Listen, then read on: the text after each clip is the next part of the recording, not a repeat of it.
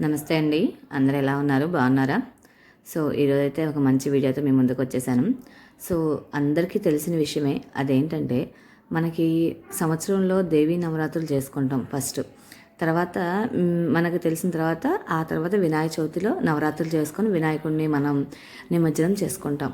ఈ మధ్యకాలంలో గత 4, 5 ఏళ్ల నుంచి మనకు యూట్యూబ్ ఛానల్స్ ఎక్కువైన దగ్గర నుంచి మనకు తెలిసినవి ఏంటంటే 4 గుప్త నవరాత్రులు ఉంటాయి. 4 సంవత్సరంలో 4 రకాల నవరాత్రులు ఉంటాయి అని. వాటన్నిటిని మనం చేసుకోవడం వల్ల ఇంకా ఆరోగ్యంగా, ఆనందంగా, ఒక పద్ధతిగా ఉంటామని చెప్పేసి మనకి ఈ మధ్యకాలంలో తెలిసిన విషయం అనమాట. సో, సంవత్సరం మొదట్లో మనం ఆశ్వీజ మాసంలో చేసుకునేది దసరా నవరాత్రులు. ఆ తర్వాత ముందు భాద్రపద మాసంలో చేసుకునేది వినాయక చవితి నవరాత్రులు. కానీ మనం అది కౌంటబుల్ చేసుకోం. యాక్చువల్గా మనం నవరాత్రులు అంటే దేవి నవరాత్రులే చెప్పుకుంటాము. సో, ఈ మధ్యకాలంలో మనకి ఎక్కువగా బాగా ఫేమస్ అయిన నవరాత్రులు లలితాదేవి నవరాత్రులు, అంటే వసంత నవరాత్రులు. ఆ తర్వాత వారాహిదేవి నవరాత్రులు. ఆ తర్వాత శ్యామలాదేవి నవరాత్రులు. సో, మనకి తెలిసిన దేవి నవరాత్రులు. సో, ఈ 4 నవరాత్రులు మనం చేసుకోవడం ప్రారంభించామండి. సో, ఏ పూజ అయినా సరే మనం శాంతంగా ఉగ్ర రూపంలో కాదు కాబట్టి మనం చేసుకునేది ఇంట్లో ఎలాంటి నవరాత్రులు చక్కగా చేసుకోవచ్చు. నవరాత్రులు చేసుకునేటప్పుడు మనం పీఠం పెట్టుకొని చేసుకుంటే కనుక కొన్ని నియమనిష్టలు పాటించాల్సి వచ్చింది. అదేంటంటే బ్రహ్మచర్యం పాటించడం, సాత్విక ఆహారం తీసుకోవటం, వీలైతే మన ఆరోగ్యం సహకరిస్తే కింద పడుకోవటం, ఒకళ్ళని నిందించకుండా ఉండటం, ఇలాంటివన్నీ నియమాలు పాటిస్తా మనం ఈ నవరాత్రుల్ని చేసుకోవాలి. పీఠం పెట్టుకుంటే ఇంకొంచెం నియమాలు అనేవి ఎక్కువ ఉంటాయి. మనం కంపల్సరీగా అవి పాటించాల్సిన అవసరం ఉంటుందన్నమాట. అదే కనుక మన దేవుడి గదిలో కానీ దేవుడి షెల్ఫ్లో కానీ మనం రోజు చేసుకునే విధంగానే పూజ చేసుకుంటే కనుక ఇన్ని నియమాలు, అంటే కొన్ని నియమాలు పాటించుకుంటా మనం పూజ చేసుకోవచ్చు. అంటే మనం అనుకునే దాన్ని బట్టి ఉంటుందండి. అమ్మవారికి నేను ఇలాగ ఉపవాసం ఉంటాను, లేదంటే నేను ఆరోగ్యం సహకరించలేదమ్మా, నేను ఉపవాసం ఉండలేదు, నేను మాత్రం రోజు స్తుతించుకుంటాను నిన్ను అని అలా చెప్పుకొని కూడా చక్కగా ఈ 9 రోజులు కూడా పూజ చేసుకోవచ్చు. సో, ఇప్పుడు మనకి చైత్రమాసంలో వచ్చిన ఈ సంవత్సరం, మనకి తెలుగు సంవత్సరం మొదటిలో వచ్చే నవరాత్రులు వసంత నవరాత్రులు, అదే లలితాదేవి నవరాత్రులు. నాకు చాలా అంటే చాలా ఇష్టమైన అమ్మవారండి. నేను గత కొన్ని సంవత్సరాలుగా అమ్మని ఆరాధిస్తూ ఉంటాను. నాకు చాలా ఇష్టం అనమాట. కానీ నేను ప్రతిరోజు ఆరాధిస్తా, కానీ నాకు నవరాత్రులు చేసుకోవడానికి ఎప్పుడూ అవ్వలేదు. ఎందుకనో కానీ ఏదో ఒక అడ్డంకి వస్తూ ఉంది. సరే, ఈసారన్నా అవకాశం వస్తుందేమో అనుకుంటున్నాను నేనైతే. చూద్దాము వచ్చిద్దో లేదో. కానీ మీ అందరికీ చూపించే అవకాశం అయితే మాత్రం నాకు అమ్మవారు కల్పించారు. సో, అందుకనే నేను ఈరోజు మీకు ఈ పూజా విధానం ఎలా అనేది చెప్తానండి. ఇది కూడా దేవీ నవరాత్రిలాగే మనం పూజ చేసుకోవాలి. సో, దీనికోసం అయితే మీరు వీడియో చూస్తూ ఉన్నారని అనుకుంటున్నాను నేను.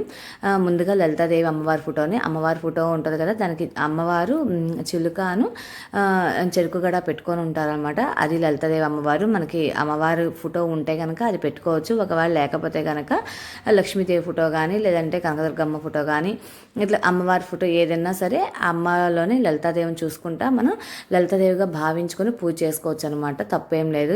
అన్ని అవతారాలన్నీ ఆవిడే కదా, మనమే పెట్టుకున్న పేర్లు అన్నమాట. ఇవన్నీ లలితాదేవి, మహిషాసురమర్దిని, కనకదుర్గ, పార్వతి, ఇవన్నీ కూడా అన్ని పార్వతీదేవి స్వరూపాలేనండి.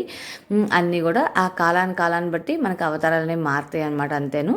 సో, ఇక్కడైతే మీరు చూస్తున్నారు కదా, నేను అమ్మవారిని పెట్టుకున్నాను. చక్కగా పూలు అన్నీ అలంకరించుకున్నాను. ఆ తర్వాత అమ్మవారి విగ్రహం పెట్టుకున్నాను. దానికి చక్కగా తామర పూలలో నుంచి నాకైతే ఇలా చూస్తూ ఉంటే అమ్మవారి తామర పూలలో నుంచి బయటకు వచ్చినట్టుగా అనిపిస్తుంది అనమాట. నాకైతే ఆ తామర పూలు అయితే ఎంత అందంగా అనిపించినాయో, నాకైతే ఎంతో కళగా అనిపిస్తున్నాయి. ఆ తర్వాత వచ్చేసరికి నేనైతే ఈరోజు 9 దీపాలు పెట్టుకుందాం, నవరాత్రులకి గుర్తుగా 9 దీపాలతో చేసుకుందాం అని చెప్పేసి ఇలాగ నేను పూజ 9 దీపాలు పెట్టుకొని చేసుకుంటున్నాను. నా దగ్గర మట్టి ప్రమిదలు మాత్రమే ఉన్నాయండి, అందుకని మట్టి ప్రమిదలు పెట్టుకుంటున్నాను. మీ దగ్గర ఇత్తడి కానీ ఇంకా ఏదైనా పెట్టుకోవచ్చు. ఇన్ని ప్రమిదలు పెట్టుకోవాలా అంటే అది మీ ఇష్టము. డైలీ చేసినట్టుగా 2 కుందుల్లో దీపారాధన కూడా చేసుకోవచ్చు, తప్పేమీ లేదు. సో, ఇంకా వచ్చేసరికి ఇంకా దేవుని ఇష్టలు అంటే మనం ఈ పూజ వచ్చేసరికి ఎర్లీ మార్నింగ్ లేచి చక్కగా ఉదయాన్నే లేచి చేసుకోవచ్చు. మనం ఎర్లీ మార్నింగ్ అంటే ఒకవేళ కుదరకపోతే కనుక 9 గంటల లోపల కంప్లీట్ చేయడానికి ప్రయత్నించండి. కానీ ఉదయం సాయంత్రం 2 సార్లు దీపారాధన చేయాలి. కలశం అవకాశం ఉన్న వాళ్ళు కలశం పెట్టుకొని చేసుకోవచ్చు. కలశం పెట్టుకున్నా కూడా నియమాలు ఇందా చెప్పిన నియమాలు పాటించాల్సి వస్తుంది. ఒకవేళ కలసం పెట్టుకోకుండా చక్కగా దేవుడి గదిలోనే మేము ఆరాధించుకుంటాం అమ్మని, ఈ వారం రోజులు మేము పూజించుకుంటాం అంటే ఇంకా హ్యాపీగా పూజించుకోవచ్చు అండి. ఎటువంటి ఇబ్బందులు లేకుండా చక్కగా పూజించుకోవచ్చు ఈ 9 రోజులు. ఒకవేళ మాకు 9 రోజులు అవ్వదండి, ఆడవాళ్ళం కదండి, కొన్ని ప్రాబ్లమ్స్ వస్తాయి కదా మనకు కూడా. సో అలాంటప్పుడు మనకి ఎన్ని రోజులు అవకాశం ఉంటే అన్ని రోజులు, అట్లీస్ట్ ఉగాది రోజన్నా మనం ఒక్కరోజు, అంటే కుదిరిన వాళ్ళు 9 రోజులు చేసుకోవచ్చు అండి, కుదరకపోతే కనుక ఒక్కరోజన్నా చేసుకోవడం ప్రయత్నించండి. సో అమ్మని ఆరాధించేటప్పుడు సో నేనైతే ఇక్కడ అన్ని పూజలు అన్నీ రెడీ చేసుకున్నానండి. ఇవన్నీ మనకు తెలిసిన విషయాలే కదని చెప్పి నేను స్పెసిఫిక్గా ఎక్కడా కూడా నేను పాయింట్ చేసి చెప్పట్లేదు ఇక్కడ మీకు. సో అంతా రెడీ చేసుకున్న తర్వాత ఫస్ట్ మనం ఎప్పుడులాగే గణేష్ పూజ చేసుకోవాలి. గణేషుడికి పంచోపచారాలతో పూజ చేసుకున్న తర్వాత ఆ తర్వాత ఇవైతే షోడశోపచార పూజలు చేసుకోవాలండి. అమ్మవారిని చేసేటప్పుడు మనం కంపల్సరీగా పీఠము కలశం పెట్టుకుంటే మాత్రం షోడశోపచార పూజలు అనేది కంపల్సరీగా చేసుకోవాలి. లేదు మేము చేసుకోగలిగితే కనుక ఆ షెల్ఫ్లో పెట్టుకున్నా కూడా చక్కగా షోడశోపచార పూజలు చేసుకుని అమ్మవారిని ఆరాధించుకోవచ్చు. ఒకవేళ వీలు కాదు అనుకుంటే కనుక చక్కగా అమ్మవారికి మామూలుగానే అష్టోత్తరం చదువుకొని డైలీ మనకి లలిత సహస్రనామం బుక్లో ఉంటుందండి, అష్టోత్తరం ఉంటుంది. అష్టోత్తరం ఒకటి లలిత అండి, చాలా అంటే చాలా పవిత్రమైన అది శ్లోకాలు అనమాట. చాలా అంటే చాలా బాగుంటాయి. కొంచెం కఠినంగా ఉన్నాయి అంటుంటారు కొంతమంది, కానీ అవి చదివితే అంత కఠినమేమి అనిపించవని చక్కగా చదవచ్చు. ఒకవేళ రాని వాళ్ళైతే కనుక లలితాదేవి అష్టోత్తరం వీడియో పెట్టేసుకొని ఆడియోస్ పెట్టుకొని చక్కగా వింటా మనం పూజ చేసుకోవచ్చు. సో ఇది ఎంతవరకు అవకాశం ఎంతవరకు అంతవరకు చేసుకోవచ్చు అండి. అంటే అవకాశం అంటే నేను ఇలాగే చేశాను కాబట్టి ఇలాగే చేయాలని ఏమి లేదు. చక్కగా అమ్మని మనసులో తలుచుకొని ప్రతిరోజు కూడా మనం పూజ చేసుకోవచ్చు అనమాట. ఈ 9 రోజుల్లో కూడా అమ్మనికి అష్టోత్తరం చదువుకోవటం, లేదంటే లలిత చదువుకోవటం, ఇవన్నీ ఇంత అంటే ఇవన్నీ చేయలేకపోయినా కూడా అట్లీస్ట్ లలిత చదువుకోవటం, లేదంటే అష్టోత్తరం, ఏదైనా సరే మన అవకాశాన్ని బట్టి. మన కొంతమంది ఉద్యోగస్తులు ఉంటారు, వాళ్ళు అన్నీ చేయలేరు, పోనీ ఉదయం కుదరలేదు సాయంత్రం చేసుకోండి. అలాగా ఉపవాసం కూడా మన ఇష్టం అండి. ఉపవాసం మనం ఉండాలి అనుకుంటే ఇంకా మార్నింగ్ అంతా ఉండి ఈవినింగ్ పూజ చేసుకొని భోజనం చేయొచ్చు. అలా ఉండలేమని కూడా చక్కగా రెండు పూట్ల దీపారాధన చేసుకొని పూజ చేసుకోవచ్చు. సో ఇక్కడైతే మామూలుగా నేను పూజ చేసుకుంటున్నాను కదండి, షోడశోపచార పూజ కాబట్టి మనకి స్టార్టింగ్ గోవింద స్వాహ, నారాయణ స్వాహ అని ఉంటుంది కదా, మాధవాయ స్వాహ. సో అవి చదువుకొని ఆ తర్వాత ప్రణామం చేసుకొని ఆ తర్వాత షోడశోపచార పూజ అంతా చేసి అమ్మకి స్నానం చేయించడం, ఆచమనీయం, తర్వాత వస్త్రం ఇవన్నీ ఉంటాయి కదా, అవన్నీ చేసిన తర్వాత అష్టోత్తరం చదువుకున్నానండి. అష్టోత్తరం లలితాదేవి అష్టోత్తరం మనకి నవరాత్రుల దానిలో లాస్ట్ 4వ దానిలో ఉంటుంది. ఆ తర్వాత వచ్చేసరికి లలిత చదువుకోవచ్చు. అక్కడైతే చాలా అంటే చాలా మంచిదండి. తప్పులు లేకుండా చదవడానికి ప్రయత్నించండి. ఎవరైనా సరే నిదానంగా ప్రశాంతంగా చదువుకోవడానికి ప్రయత్నించండి.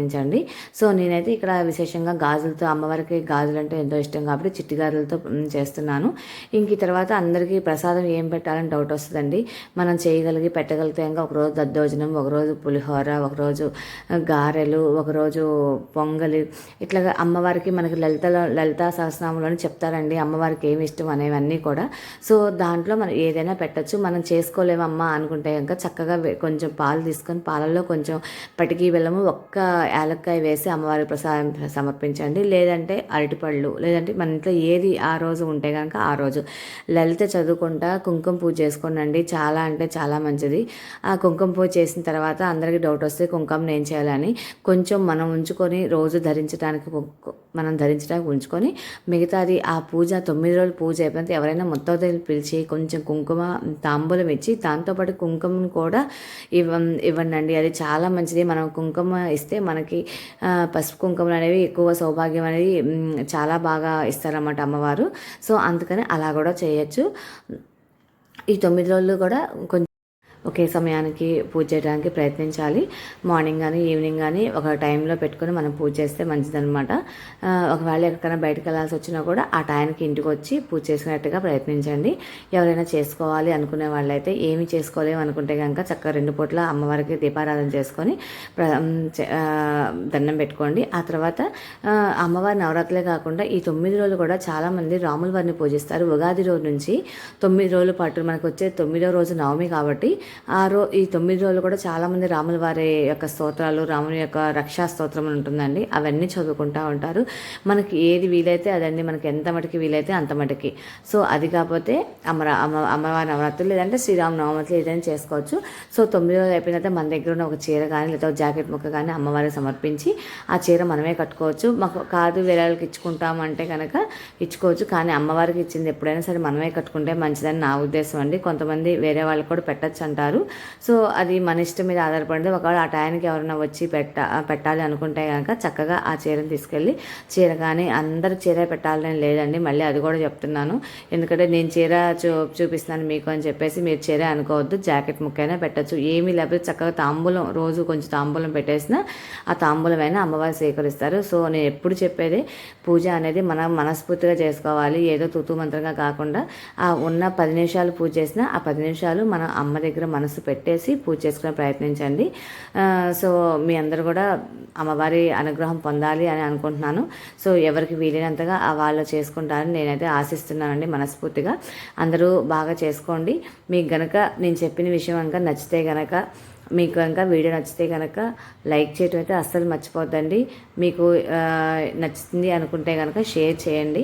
సబ్స్క్రైబ్ చేసుకోకుండా ఎవరైనా చూసేటైతే కనుక సబ్స్క్రైబ్ చేయండి, మర్చిపోవద్దు. థ్యాంక్ యూ అండి. Thank you for watching my video. అందరూ బాగా చేసుకోవాలని కోరుకుంటున్నాను మనస్ఫూర్తిగా. నేను అమ్మ యొక్క అనుగ్రహం మీరు పొందాలని మనస్ఫూర్తిగా కోరుకుంటున్నానని. అందరూ బాగుండాలి, అందరితో పాటు నేను బాగుండాలని కోరుకుంటున్నాను. Thank you.